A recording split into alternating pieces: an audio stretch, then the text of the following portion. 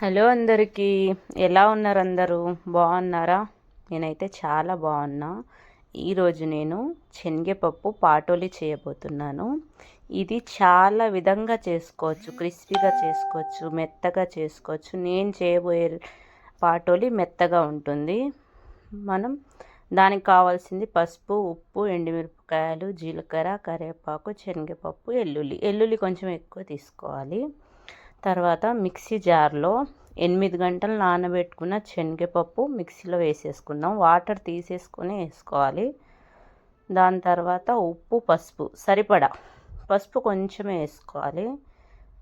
దాంట్లో మన జీలకర్ర, కారానికి సరిపడా ఎండుమిరపకాయలు. ఇవి చాలా కారంగా ఉన్నాయి, అందుకోసం నేను 5 or 6 తీసుకున్నాను. ఒక 2 తాలింపు పెట్టుకుందాం. తర్వాత బాండి వెలిగించి దాంట్లో ఆయిల్ వేసుకుందాం. దీంట్లో కొంచెం ఆయిల్ ఎక్కువ పడుతుందండి. తర్వాత ఎల్లుల్లి వేసుకుందాం.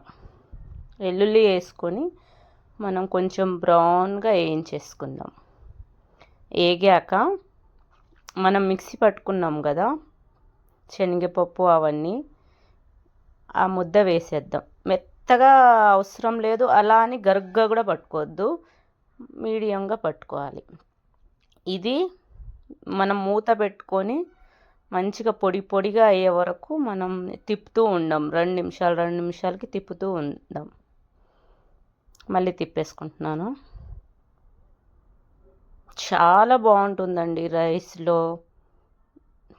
రైస్లోనే ఎక్కువ బాగుంటుంది. చపాతీ, రోటీస్ కంటే రైస్లోనే ఎక్కువ బాగుంటుంది. ఇది చాలామంది చాలా విధంగా చేస్తారు. ఇది వెజిటేబుల్ వేసుకొని కూడా చేసుకుంటారు పాటోలి. నేనైతే ప్లెయిన్ పాటోలి చూపిస్తున్నా. ఇదైతే చాలా సాఫ్ట్గా చాలా బాగుంటుంది.